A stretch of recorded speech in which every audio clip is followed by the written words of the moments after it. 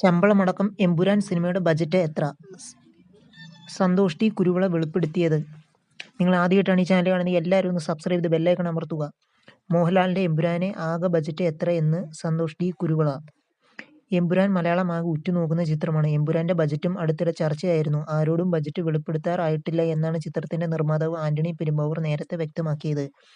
എന്നാൽ നിർമ്മാതാവ് സന്തോഷ് ടി കുരുവിള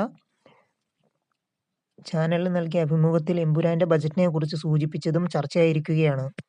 ആന്റണി പെരുമ്പാവൂരിന് എമ്പുരാനിൽ പ്രതീക്ഷയുണ്ടെന്ന് പറയുന്നു നിർമ്മാതാവ് സന്തോഷ് ടി കുരുവിള. ഊഹിക്കുന്നു പ്രതിഫലമടക്കം ബജറ്റ് 140-150 കോടിക്ക് മുകളിൽ പോകും. ഞാൻ എമ്പുരാന്റെ സെറ്റിൽ പോയിട്ടുണ്ട്. പൃഥ്വിരാജ് അപാര സംവിധായകൻ ആണ്. അദ്ദേഹത്തിന്റെ സിനിമ പെർഫെക്റ്റ് ആക്കണം. അതിന് പിന്തുണയുമായി ആന്റണി പെരുമ്പാവൂർ ഉണ്ടെന്നും പറയുന്നു നിർമ്മാതാവ് സന്തോഷ് ടി കുരുവിള.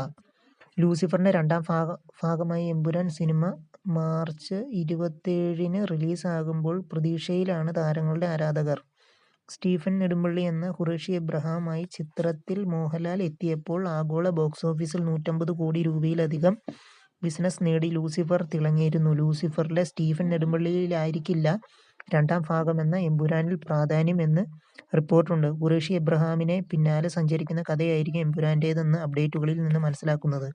ഖുറേഷി എബ്രഹാമായി ലൂസിഫറിന്റെ അവസാന ഭാഗത്ത് പ്രത്യക്ഷപ്പെടുന്ന മോഹൻലാലിന്റെ എമ്പുരാൻ സ്റ്റൈലിഷ് സിനിമ ആയിരിക്കുമെന്നാണ് പ്രതീക്ഷിക്കുന്നത്. സംവിധായകൻ പൃഥ്വിരാജ് മോഹൻലാൽ നായകനാകുന്ന ചിത്രത്തിൽ നിർണായക വേഷത്തിലുണ്ടാകുമ്പോൾ ഗോവർദ്ധനായി ഇന്ദ്രജിത്ത്, ജിതിൻ രാംജാതായി ടൊവിനോ തോമസ് തുടങ്ങിയവരും മറ്റ് പ്രധാന കഥാപാത്രങ്ങളായി ഉണ്ടാകും എന്നാണ് വ്യക്തമായിരിക്കുന്നത്. ഛായാഗ്രഹണം നിർവഹിക്കുന്നത് സുജിത് വാസുദേവ് ആണ്. മലയാളത്തിന് പുറത്തെയും താരങ്ങൾ മോഹൻലാൽ ചിത്രത്തിൽ ഉണ്ടാകും എന്ന് റിപ്പോർട്ടുകൾ സൂചിപ്പിക്കുന്നു.